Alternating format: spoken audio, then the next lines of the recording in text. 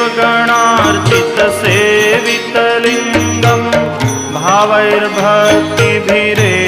च लिङ्गं दिनकरकोटिप्रभाकरलिङ्गं तत्प्रणमामि सदा शिवलिङ्गम्।